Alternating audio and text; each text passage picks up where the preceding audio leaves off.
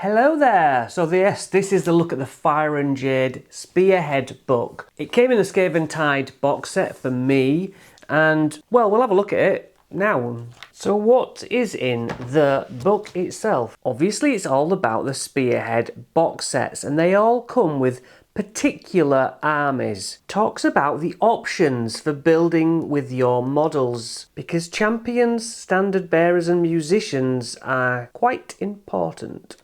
Oh, look at these people having fun. I have to say, I have fun when I play it though. So yeah, you pick your favourite army's Spearhead army. Fire and Jade came with a two-sided battle mat, so a little bit of variety. And these are the objective markers. That's probably obvious. Pick your army's regiment ability and enhancement, which it goes into. Prepare your war scrolls, which this book is mostly war scrolls. Fire and Jade, the rules. So it tells you the army's composition.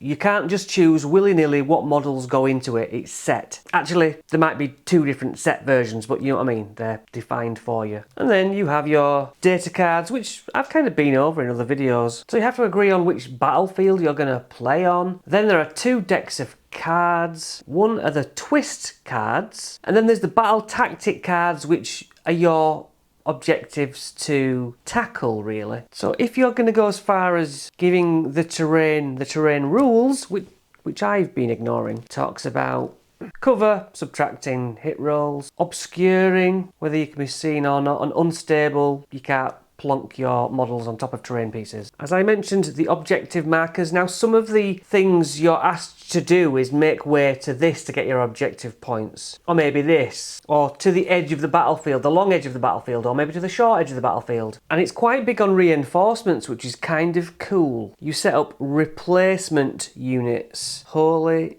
within 6 inches of the battlefield edge and not in combat. So a picture of what your game looks like. These guys are ready to come back on, pretending to be another unit. You've got the things that you're trying to do this battle round. And then over here, you've got the twist cards, which generally one player or the other gets to themselves, because if you're the underdog, if you're losing, this will catch you up, keeping two players in play. So it's not all one-sided. So pick which way you're going to face off. The attacker sets all their units up. It's not taking it in turns. The battle lasts for only 4 rounds, and you shuffle your twist deck and your battle tactic deck and pull your cards out. So you're being the underdog then sets you up with like an advantage, and you determine your victory points by adding them up and seeing who scores what. Alright, then it is the Spearhead armies itself, which is most of the book. Each army, it tells you who's being used for that fight. It has the things you can do, as you may or may not be familiar with. These are the things you've got to learn. And then gives you your data cards, which also each character or each unit has their own special things that they can do. But ultimately, for Stormcast Eternals, this army, this is it. This is your 4 data cards, because there's only 4 units there. However, there are 2 different Spearhead armies, this one having a lot more. So you have to be aware of which units are involved.